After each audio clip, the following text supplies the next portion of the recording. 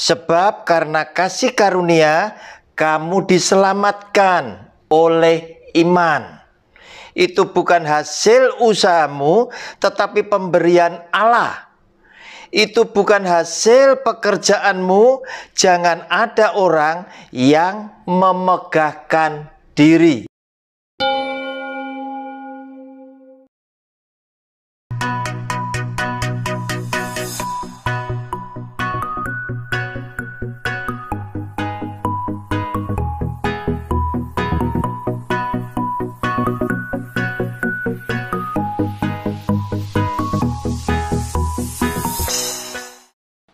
Shalom, jumpa kembali dengan channel pribadi saya lewat program Sabar, Selidiki Alkitab bersama Roni Suwono. Saudara, persiapkan alat tulisnya, persiapkan juga Alkitabnya. Kita memasuki video yang terakhir, yang kelima dari judul besar Hari Tua yang Menakutkan, di mana kita akan membicarakan tentang orang-orang tua yang sengaja mengambil keputusan di masa usianya yang sudah lanjut. Mereka tidak mau hidup bersama dengan anak-anaknya. Mereka hanya mau hidup berdua di rumah mereka sendiri tanpa disertai oleh anak-anaknya. Tentang persoalannya, sebabnya ada begitu banyak. Karena hidup setiap manusia diberi cerita masing-masing oleh Tuhan yang tidak sama. Antara cerita hidup keluarga saya dengan hidup keluarga Bapak Ibu pastilah tidak sama. Demikian pula jika kedua orang tua ini mengambil keputusan untuk hidup tanpa disertai oleh anak-anak, tentunya sebabnya juga berbagai macam alasan. Saudara, judul video yang kelima, judul kecilnya saya beri judul Rindu Pulang ke Surga. Kenapa? Karena di video yang keempat, yang satu sudah dipanggil Tuhan. Bisa suaminya duluan, bisa istrinya duluan. Yang satu sudah dipanggil Tuhan sehingga hidup menjadi merasa semakin sepi. Di usia tua cuma berdua tanpa mendengar celotehan dari cucu-cucu yang dicintainya. Sehingga kesepian ini boleh menjadi semakin sepi ketika salah satu pasangan dipanggil pulang lebih dulu oleh Tuhan, maka hidupnya dia boleh menjadi hidup yang semakin sepi. Terlebih jika anak-anaknya itu jarang berkomunikasi, baik lewat telepon maupun berkunjung khususnya. Saudara, kita lihat sekarang firman Tuhan dari Filipi pasal yang pertama ayat 21 hingga yang ke-24 yang demikian bunyi firman-Nya. Karena bagiku hidup adalah Kristus dan mati adalah keuntungan. Tetapi jika aku harus hidup di dunia ini, itu berarti bagiku bekerja memberi buah. Jadi, mana yang harus kupilih, aku tidak tahu. Aku didesak dari dua pihak. Aku ingin pergi dan diam bersama-sama dengan Kristus. Itu memang jauh lebih baik. Tetapi, lebih perlu untuk tinggal di dunia ini karena kamu. Nah, saudara, apa yang dilakukan, yang dikatakan oleh Rasul Paulus adalah sebuah kebenaran. Hidup ini adalah untuk Kristus. Jika aku hidup, aku ini adalah hidup yang harus berbuah. Harus bertindak jadi berkat untuk banyak orang. Tetapi kita berbicara mengenai dua orang tua yang ngambil keputusan tidak hidup bersama anak-anaknya. Sehingga orang tua ini pasti minimal sekali berbuah untuk anak cucu sendiri. Jika dia adalah orang yang sadar dan kemudian mau bertobat, bukan berarti dia tidak bisa berbuah. Dia pasti bisa berbuah, tetapi untuk orang lain. Dan itu menyedihkan sekali. Tetapi ini akan lebih baik daripada dia tidak berbuah. Oleh karena apa? Oleh karena ketika dia berbuah, punya satu harapan. Dia bisa berdoa mohon pertolongan Tuhan agar Tuhan menjamah hati anak-anaknya, melembutkan hati anak-anaknya, agar lewat apa yang dia lakukan untuk orang lain, anak-anaknya ini yang sudah dilembutkan hatinya, itu bisa menyadari bahwa dia sebagai anak pun ikut andil dengan kesalahan. Kenapa? Karena perintah Tuhan adalah perintah yang mutlak harus saudara dan saya lakukan tanpa bisa kita tawar. Dan Tuhan berkata, hormatilah ayahmu dan ibumu agar supaya lanjut umurmu dan di tanah di mana engkau hidup keadaanmu baik, engkau berbahagia. Dan Tuhan berkata seperti itu tanpa ada sebuah syarat. Jika orang tuamu baik, tidak pernah dia katakan. Dia hanya berkata, hormatilah ayahmu dan ibumu, titik. Berarti setiap anak wajib hukumnya menghormati kedua orang tuanya, baik orang tua yang baik, yang menyenangkan buat kita, yang menjadikan berkat buat kita, atau sekaligus orang tua yang menjadi pribadi paling menyakitkan di dalam kehidupan kita, kita tetap wajib untuk menghormati mereka. Dengan arti kata lain, jika suatu hari kelak engkau sudah diberkati, maka ingatlah bahwa mereka telah berjuang luar biasa untuk dirimu, walaupun engkau memendam sakit hati. Mereka telah berjuang luar biasa untuk mendapatkan masa depan bagi kehidupanmu. Walaupun mereka seringkali membuat engkau tidak suka dengan apa yang diharuskan oleh kedua orang tuamu. Karena minat dan bakatmu tidak sama dengan kehendak mereka berdua. Tetapi mereka inginkan masa depan yang baik itu ada di dalam kehidupanmu.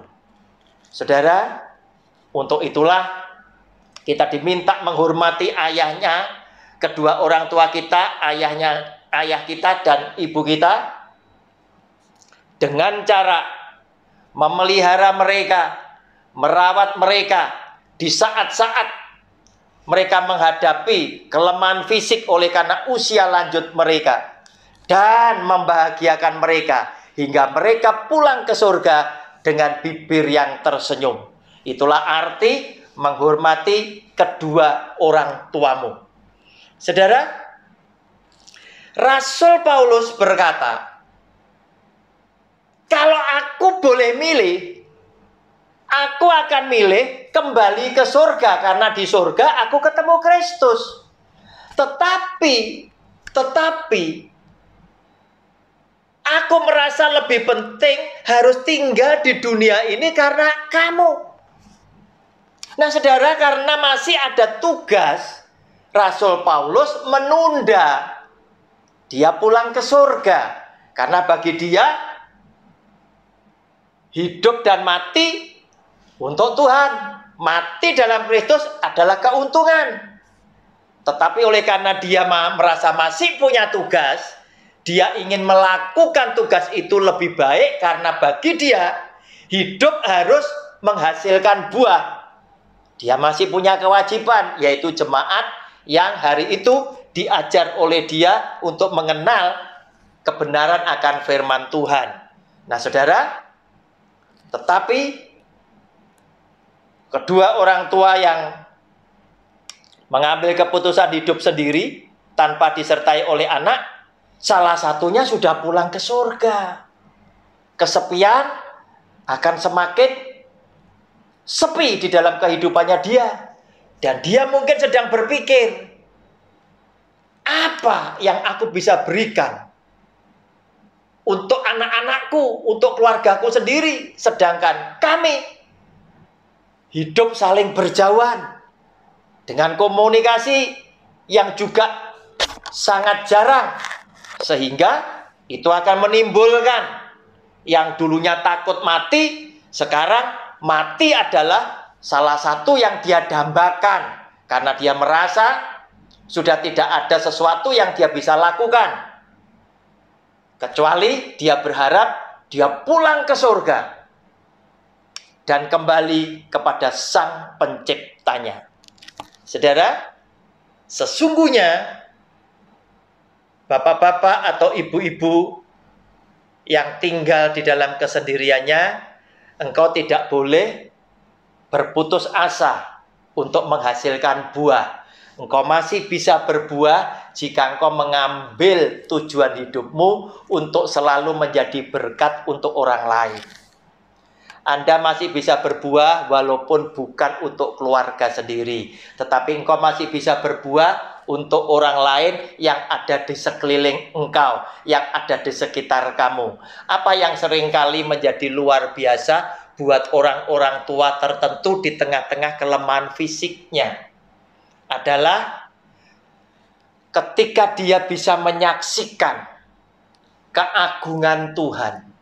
Dia bisa menyaksikan kebaikan Tuhan yang sudah pernah terjadi dan dialami oleh dia di dalam kehidupannya. Itulah sesuatu yang perlu bagi kita-kita yang masih muda, yang masih panjang menghadapi masa hidup ini. Di tengah-tengah tekanan hidup, kita bisa dikuatkan lewat kesaksian ibu-ibu janda yang seperti ini. Oleh karena itu, jangan buru-buru Anda berputus asa. Anda masih bisa berbuah, walaupun tidak harus kepada keluarga sendiri. Oleh karena persoalan-persoalan tertentu yang tidak bisa disatukan kembali, tidak usah menjadikan ibu-ibu, bapak-bapak Anda berputus asa. Tetapi itu boleh menjadikan sebuah pengharapan. Tuhan, pulihkanlah hidup keluargaku agar supaya di saat-saat menjelang aku pulang ke surga, pendamaian itu boleh terjadi. Saudara, luka batin membawa akibat yang fatal. Sehingga seringkali anak sendiri bisa saja tidak mengakui seseorang itu adalah orang tuanya. Demikian pula tidak sedikit orang tua yang dengan tega hati berkata, dia bukan anakku. Saudara yang dicintai oleh Tuhan, kita harus kembali agar supaya kita dipulihkan, agar supaya kita disatukan kembali. Oleh karena apa? Oleh karena Tuhan memberikan teladan. Dia adalah Bapa yang mengasihi saudara dan saya, dan dia datang bukan pada saat manusia berbuat sesuatu yang indah di mata Tuhan. Bukan ketika manusia sedang berbuat sesuatu yang baik di hati Tuhan.